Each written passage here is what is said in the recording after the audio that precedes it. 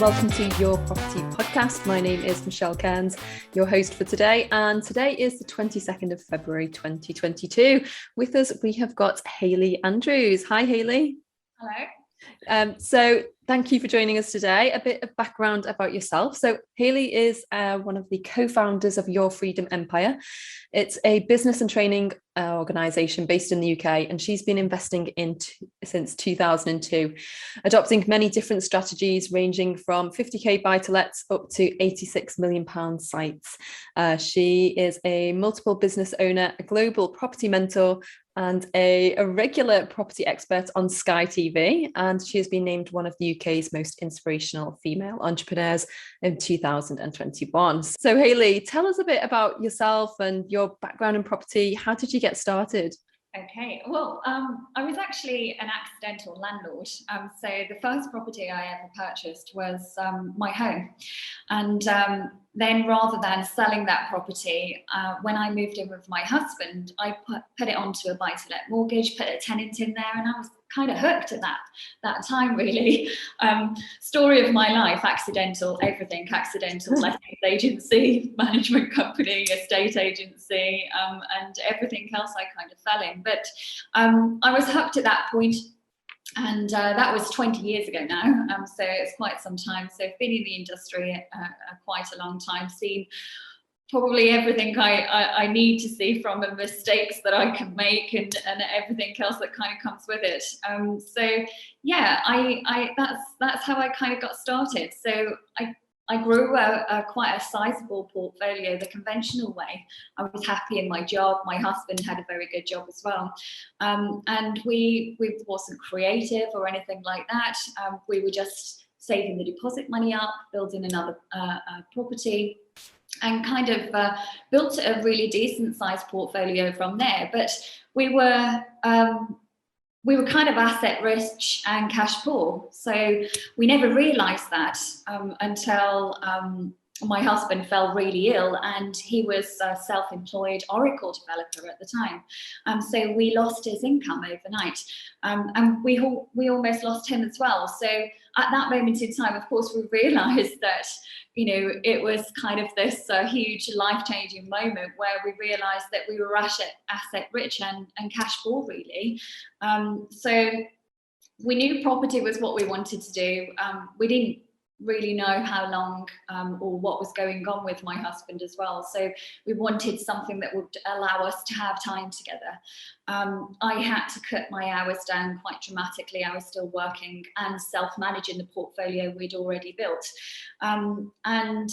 We then jumped into some education. I went to the US to do training there, came right back to the UK, done every different training you could think of. I was one of those people. And then, Seminar junkie, we've all been there. yeah. So I'm one of those people that has to kind of know everything before they do anything type of thing. So we got ourselves educated. It was really a distraction as well with everything else that was going on. And then we moved from standard buy-to-lets, restructured the portfolio, and jumped straight into HMOs, because cash flow was what we really needed to create. We needed to replace my husband's income, of course mine as well. And that's what we did, really. So we took it from there. Yeah. How did you find out about the education side of things? Because what you've talked about there is your journey from accidental landlord is very common for how people kind of get into property. But some people, they become an accidental landlord, they get the extra income. It's nice, but they're busy with life and their full-time job and everything. So the penny doesn't really drop that this could be an alternative to potentially replacing their job or, providing a really substantial income on the side. So, what was it, I suppose, that made you go into it deeper? And, was it just, a really healthy extra income? You thought, right, I'll have more of this. No, I mean, like I said, when we first started out, it was a pension plan. of ours. So Right. I purchased them all in my own personal name, so the structure was incorrect, although that wasn't as bad as it is in today's kind of rules and regulations. But it was, the idea was originally, we both enjoyed our jobs, so the idea Right. was originally not focusing on cash flow, more of just paying the mortgages down over a period of 25 years, and then having that in, an unencumbered portfolio to retire on and have the income off that. So and we were doing that slowly. I'm quite a frugal person. I come from nothing, so I put everything, I saved really well, and I put everything straight back in. So there was nothing kind of fancy or creative in the beginning at all. And we were quite happy doing that until my husband, of course, got ill.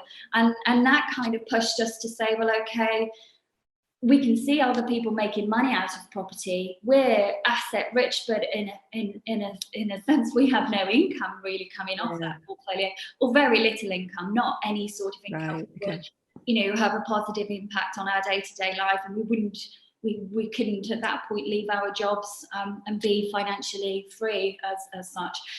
So it was really understanding how to leverage.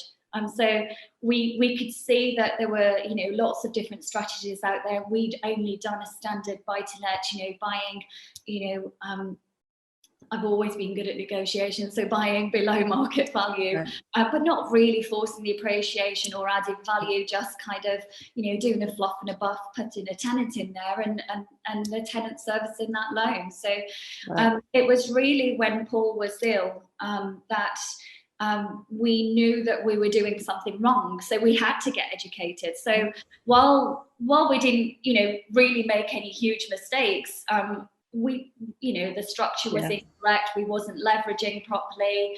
The products we were on were incorrect. We've got equity within properties that we hadn't refinanced and things like that. So it was about understanding how to do it professionally, I suppose. And that's why we got educated, because we'd been doing it for many years and done for what most people looking in would say, you owned, 15 plus properties at that point. So, but it wasn't, we wasn't making any money out of those properties. So we were basically just collecting properties. And we kept looking and thinking, well, people are making money out of property, so why aren't we? So it was really filling in those gaps and understanding the key elements: leverage other people's time, other people's money, being creative, raising angel finance, lease options, rent to rent, and all things like that. So it was about understanding the different types of strategies, how to do it properly and legally, because I'm one of those people that just won't touch something unless I know exactly what I'm doing. So that's how we kind of got started. And as soon as we understood the concept and the different strategies that we could tap into and all of the creative ways that we could do that, we never looked back, basically. So you basically obviously looking to maximize the portfolio, and you went to America, started learning all of these strategies, and I said it was I bet. Came back here, did it all again. Right, okay. It got you started, right? Absolutely. It was just all about the different terminologies and legals and obviously legislation and all things like that was different, but the concept is the same. So it was just about obviously applying the knowledge, filling the gaps, and putting a plan in place and taking action, basically. But it must have been like a bit of an eye-opener, because having gone from this traditional route of saving for deposits and a kind of fairly slow route to suddenly go into this new world of, as you were rattling off all those different strategies, now it's there's just so much opportunity there that you didn't know before. So and I think a lot of the time people get stuck with specific strategies because there's so many. So it's which one should they start with? And you've mentioned there about HMOs, and probably I imagine for the cash flow, but you also talked about reducing your hours, and obviously Paul being ill. So the HMOs seems like quite a hands-on. It's a bit more to it than just your single buy to lets. So I guess why that strategy, and you know, did you know all of the strategies before you picked that one? Yeah, so I went through, so the training that we had went through all of the different strategies. Right. And as cash flow was our driving factor, we needed to replace income fairly quickly, because of course we've got this portfolio, our home, and obviously we lost like £130,000 income overnight. So it was. And of course, Paul was still ill as well. You know, there was numerous hospital visits, operations, and all things like that. So it was, the driving factor was cash flow. We had to have cash flow. So while HMOs did, you know, appear, there's a lot more legislation, there's more tenants to manage, you know, the refurbs and things like that are bigger. Everything was kind of a little bit more complicated with HMOs. And I self-managed in the beginning as well, which was a big mistake that I made, but you don't know until you experience it, do you? So the reason we chose HMOs was because we could still buy below market value. We could add value for the appreciation. So we've got equity within that asset as well, refinance, but also have good level of income. So that's the quickest routes, is you sort of fast tracking that cash flow. Yeah, that was the idea. Get to the cash flow kind of figure, replace the income, and then start looking at the portfolio and moving into, you know, other strategies. And that is really what we did. So how quickly did this happen then? So from, let's say you went to your first seminar and your education program to actually getting that HMO, how quickly did you manage to get that cash flow coming in? Well, I went unbelievably crazy. So we did HMOs on buy and own. We did it that way, utilising aging investors as well, and our credit cards at the time, because it was interest free for 18 months back in those days. Yeah. So we print all of the refurbishments on the credit cards, absolutely, investors' money to help with that, with the deposits and things like that. And we were still good for lending, so we could still show a high level of income as well. So the first 5 or 6 properties, HMO properties, and I consider those as, you know, really my first investment. So although I'd invested previously and held quite a large buy-to-let portfolio, I don't consider them as the beginning, because I almost kind of just purchased property, and I don't. The next stage. Yeah, the next stage, properly, professionally, I suppose. So yeah, we kind of went down that route. We did rent to rent alongside buying and doing the market force and appreciation refinancing, and we replaced our income within 2 years. So and yeah, so we were fine to both give up our job within 12 months as well. So we did it fairly quickly. You mentioned before about how you enjoyed your job. So did you enjoy managing the tenants more than the day job? No. What happened there? One of the biggest mistakes I made. So in the beginning, of course, because money was a factor as well, and we had to stay on target, on budget, and we had multiple projects going on at the same time. So cash flow was, tight. I had to do a lot of the work myself, and so not only was I self-managing, I was filling skips, I was stripping wallpaper, I was project managing as well. So wow. I was just hiring labour and sourcing all the materials myself, which, looking back now, was a huge mistake, because while I was able to keep the projects on budgets and things like that, if you look at the return on my time, I was paid peanuts basically for that, and it affected me as well, and of course creating the new opportunities. So it's one of the biggest mistakes I made, was being far too hands on deck rather than being the captain of my ship as such. But it did come out of necessity. There was many times where I'd be filling skips and going and collecting materials, or pop into IKEA with my Dodge, filling the back of wardrobes, putting them up, and It was I don't think I slept for 10 years basically. Oh, no. So I'm a bit of a doer, so I like to get my hands dirty. I really miss that side of it as well, because of course now I don't do anything like that anymore. I really am just the captain of my ship and I make the decisions, but I do miss that hands-on kind of side, because it was nice to roll your sleeves up on a Saturday morning. Well, I guess now you've got the choice to do it, and back then it was, as you say, more out of necessity and not really understanding that there's an opportunity cost there.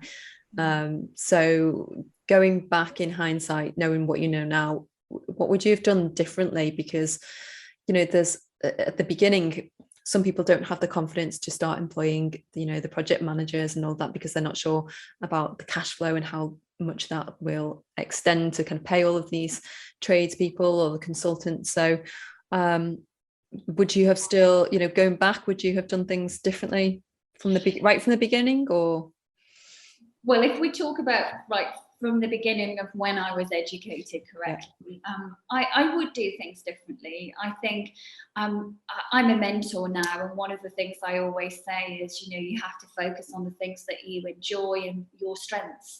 And stripping wallpapers and filling skips and driving miles to pick up materials was not my strengths. Negotiation is one of the things that I enjoy most. I love the thrill of the chase, and I'm very, very good at negotiation, and I love it. So that is what I should have been focusing on, creating, those opportunities and getting the next deal, not working in the deals myself. So growing the business rather than working in it. So that's one of the things I do say. So when I do have people that are coming through training, we always look at making sure that the deal absorbs all of those additional costs that they would have to outsource, and they focus on their strengths. That way then they enjoy what they are doing more, and they're much more productive, their team's more productive, the projects run more smoothly. So we look at, we always look at outsourcing everything really now. And so although I love project management as well, I still outsource it, although I'll oversee the project and I'll be kind of involved and go and check on site and things like that. I'm not the project manager, for example. So I think one of the biggest mistakes I did make, although it gave me a really good grasp of what everybody's role was and what they do for the fees that we pay as well. Management, for example, I have a huge amount of respect for, and I would never ever self-manage ever again. I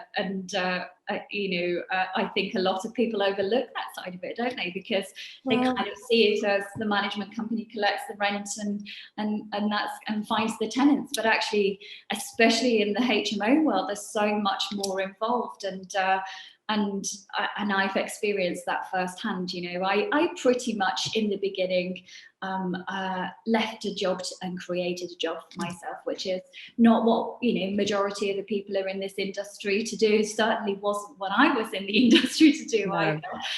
It was all supposed to be about freedom of time. It was less about the money, and I was working harder than I ever had. I think the things I would do differently would be value my time more and outsource as much as I possibly could. The deals I was doing, because I was negotiating such large discounts on the purchase, and the research that I do is, I'm a research freak. I love research. I researched the whole of the UK, chose different areas to invest in, and grew my portfolio, knowing exactly what I'd be buying at, what I'd be refinancing at, and how much revenue that would create. So I spent a lot of time on all of that, and those are my strengths. That is what I should and do now focus on. But you say it's not what people get into property for, is to create the other job, but it is what a lot of people end up doing. They end up going through this stage of self-managing and in doing everything themselves. I think partly because people get into property learning about property and not about business.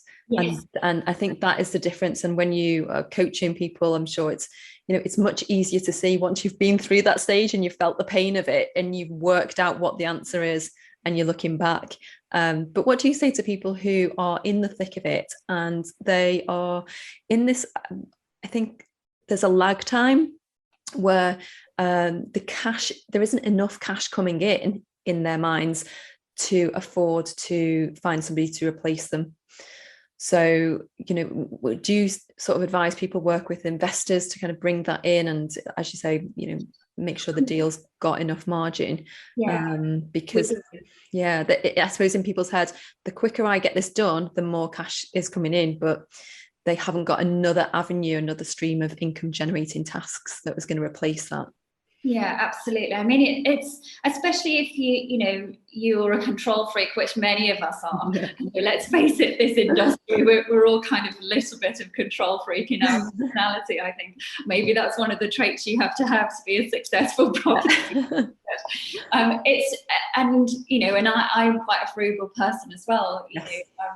So paying other people or relying on other people was one of the hardest things that I had to do. So I see it a lot of people coming through. I had a mentorship call yesterday, pre-mentorship call in preparation for a mentorship that's upcoming. And she wanted to self-manage. And I can obviously leverage that and say to them, look, I was in this position. And at the end of the day, you have to make sure that the deal absorbs those costs.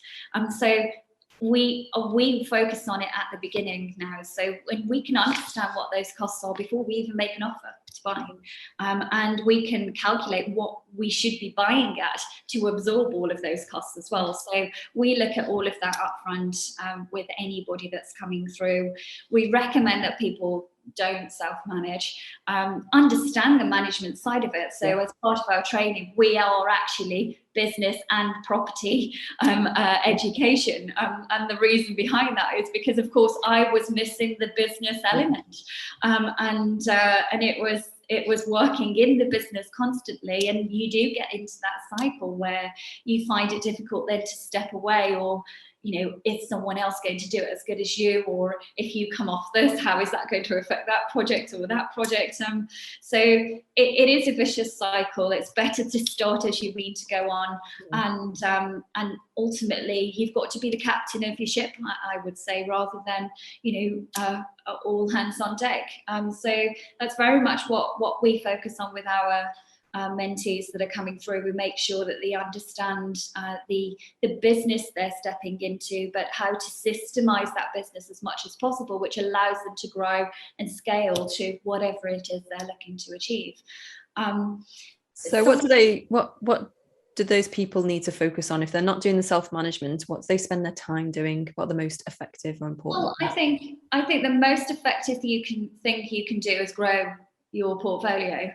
So really what you should be focusing on is working with sourcing agents or sourcing those opportunities yourself, creating direct to vendor, being the go-to person in your area. So you've got deals coming to you, you have a constant flow of deals coming to you, and you negotiate those deals. You qualify them, make sure they stack up from a financial point of view, but also do the research and make sure you understand who your competition is, monitor your portfolio as well, because of course things change and you have to adopt and change with it. So that is a full-time job in itself, so I would say that is what you should be focusing on, making sure that the business is continuing to grow and actually you're protecting the assets that you've already created, and you're not leaving it and forgetting about it, because that's not, I know a lot of people think you can just set it up and leave it. You can't. Things change. Like good old passive income. Yeah, not passive, is it? No. Yeah. I mean, property is as passive, I suppose, as it kind of can come with any sort of business like this, but it's not passive. It's never truly passive. You are still in control, and you still have to make the decision, and the buck still falls at your feet. You still have to pull the trigger at the end of the day, I suppose. So while it's sold as passive income, it's not passive income. You are going to have to be involved in the business, and again, this is the qualifying kind of process we have people come through. Are you realistically understanding how much time you are going to have to put into this business to grow this business, and money, so it's about both equally. Especially at the beginning, I think that, as you said, there's different stages. So, at the beginning, the setup is always more time intensive. And then afterwards, it becomes the reoccurring income with some, management and, growing the business as well. So, well, let's just fast forward then. So you've done the education, you get the HMOs, do a bit of rent to rent.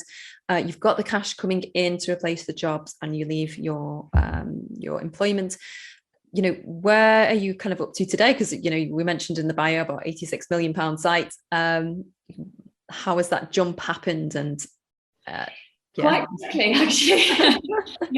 So I mean, for the last 12 years or so, we've been doing HMOs, and we moved from HMOs into serviced accommodation.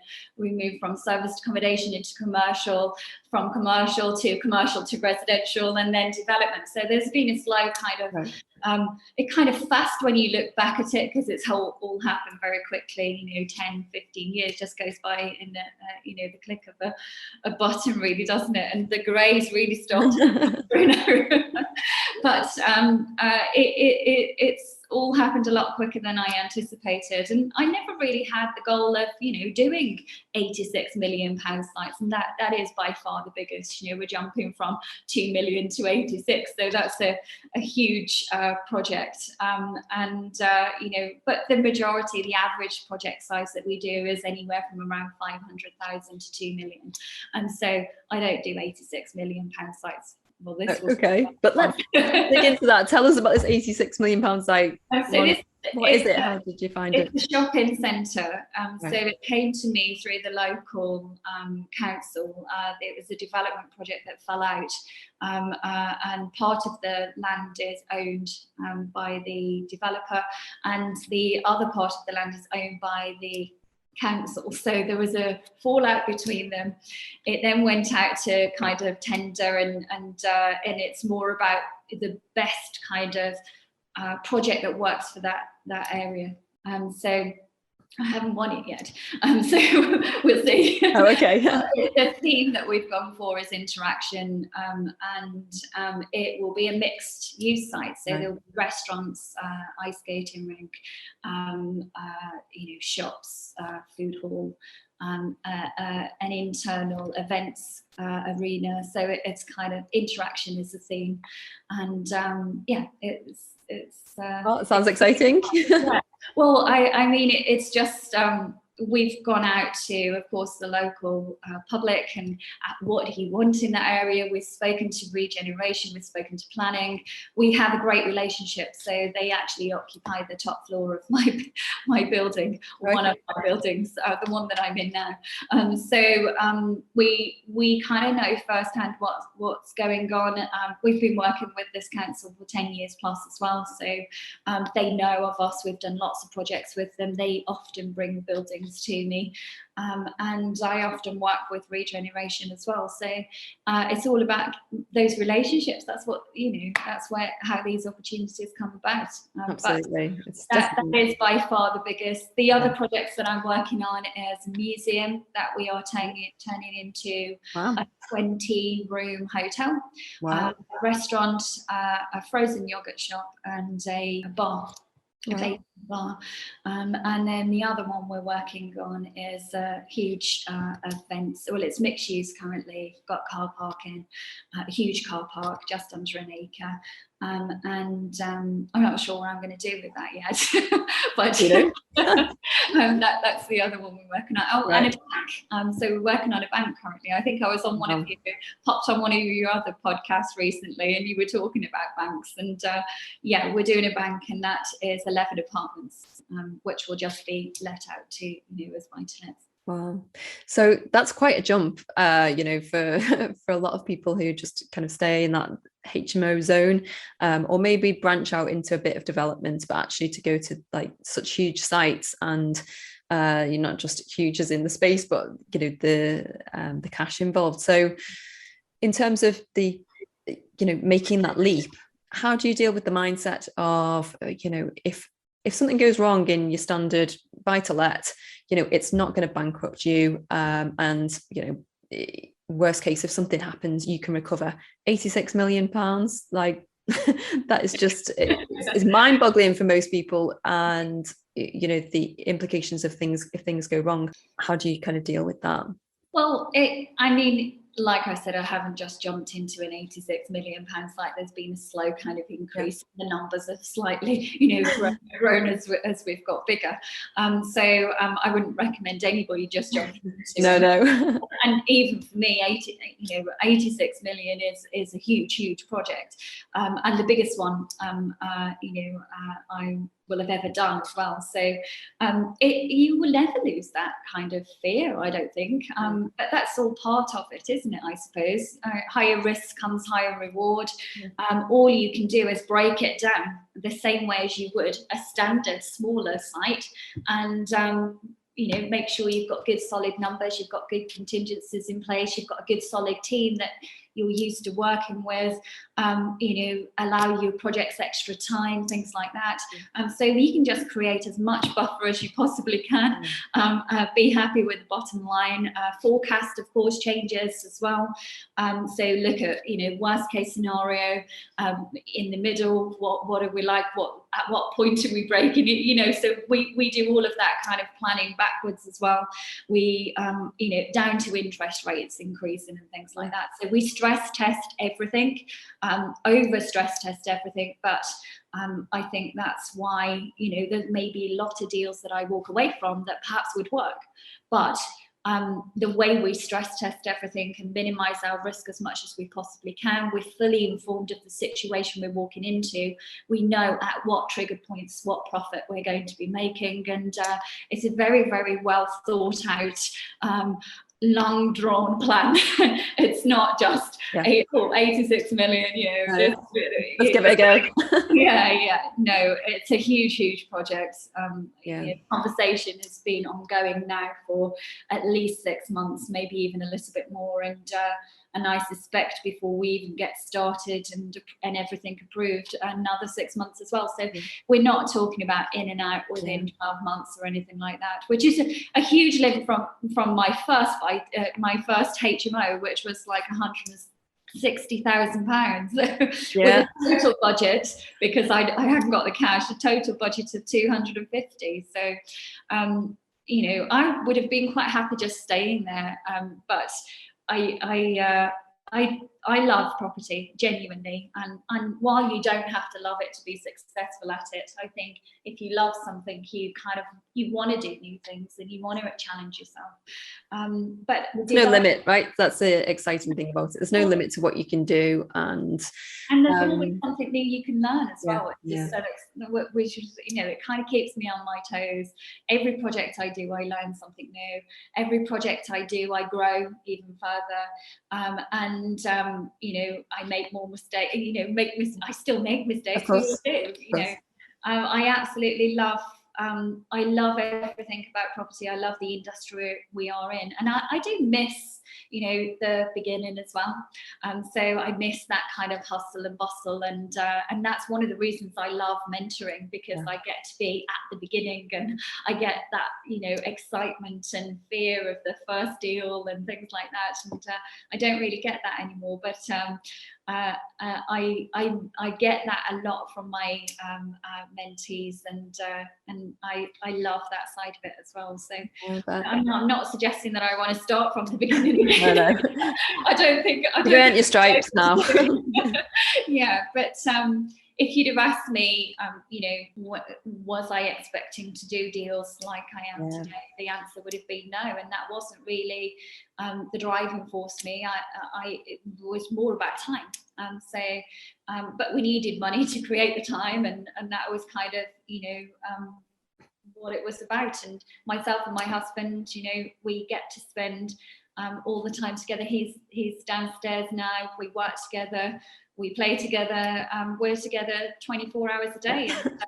And this is my soulmate who I met when I was 16 years old. So that's all we ever really wanted to create. And of course, he still has his challenges from a health point of view as well, which of course we're able to handle much better as a result of just having this kind of security, freedom of time. So I work very hard and I love what I do, and I keep myself busy, but I have that choice. And I think that's all I ever wanted, to create the choice to be able to say, okay, let's just take 3 months off, and the business still grow without, being negatively impacted. But I don't have to be here. I've almost made myself indispensable, I suppose. That's the joy of it, isn't it? You get to that certain point where you've replaced your income and you have that kind of comfort and the safety net, as you call it there. So and then you have got the capacity, the headspace to experiment with new deals and explore how far you can go in it as well. And that's where the opportunities open up, because you just keep on pushing yourself, keep on learning and growing, and then the opportunities come in to match the level that you're at. So but I'm conscious of time, but I'd like to hear a bit more about how you've ended up on Sky TV, and how does that fit into the journey? Well, again, if you'd have asked me if I would do things like that, it's not something that I ever really saw myself doing, but the opportunity presented itself. I'm one of those people that will try before I make a decision, because I'm very open to new things, but I have to love what I'm doing, otherwise I lose interest very quickly. Which is, property is the one thing that I've never lost interest in. Everything, I'm a qualified photographer and everything. I've done loads of different qualifications, but property is the only industry that really keeps me on my toes, keeps me constantly interested, always learning something new. Every project is different, and I love the people as well. But I'm not sure whether that kind of answers your question, does it? Well, what is your involvement in the property channel? And so I'm one of the experts on property question time. I've been on Property Matters as well. There's a few others that are coming up as well that I'll be part of. So yeah, I was really super nervous the first time I went in. I got on with the guys really well in the studio, and it just became very natural to do, and it's adding value. I then started having people reach out to me on Instagram and things like that, saying, "Oh, we watched your show," and that was really, really nice that that people get free information that's out there as well. They're just a great group of people to be part of, and I get to meet so many phenomenal developers and experts within the industry overall through that show. And a really good friend of mine is John Howard as well, who of course is one of the experts on the panel, and among many others. But it's just connecting with like-minded people, and if the people are right, everything else kind of falls into place. So I got hooked and continued to kind of turn up when they sent me invitations through. And I'm actually there this Thursday as well, recording again for the next episodes. But really, really enjoying that at this moment in time. And it's fun in the studio. So, I bet. Yeah. Oh, it sounds like a fantastic opportunity, and just really interesting to see your journey and how you've essentially created all of these opportunities yourself. A lot of people kind of sit back and think, oh, well, property, I'm not sure, I don't know where to start, I don't know how to do it. But you're an example of just how you put a stake in the ground, you do your education, you learn how to do it properly, and it's not going to be perfect. You're not going to get everything right from the beginning, but you just do enough of the right things, and you keep going on consistently, and then look where you've ended up. So it's a really inspiring story. So thank you for sharing. And where can people find out more about what you're up to, and can you just remind us what the channel is? How can people tune into that? Yeah, so if anybody wants to find out what we do from a mentoring point of view and the training that we deliver, just pop along to our website. So it's yourfreedomempire.co.uk. We do have a YouTube channel as well. We've got lots of free stuff out there also. So you can hook into that and knock yourself out. I don't know how many videos are on there at the moment, but there's lots of stuff on there. Right. We get, so if you, of course, you wanted to find out more about us, you can go down that route. Fantastic. Well, we'll put the link in the show notes to that, and and encourage everyone to go and check you out and see what it's all about. So thank you so much for your time today, Hayley. It's been great. It's been a pleasure. Thank you very much. Thank you, and thanks everybody. If you are not yet a subscriber to the magazine, then please click the link in the show notes for your free 30-day trial. And we'll see you next time, guys. Thanks. Bye bye.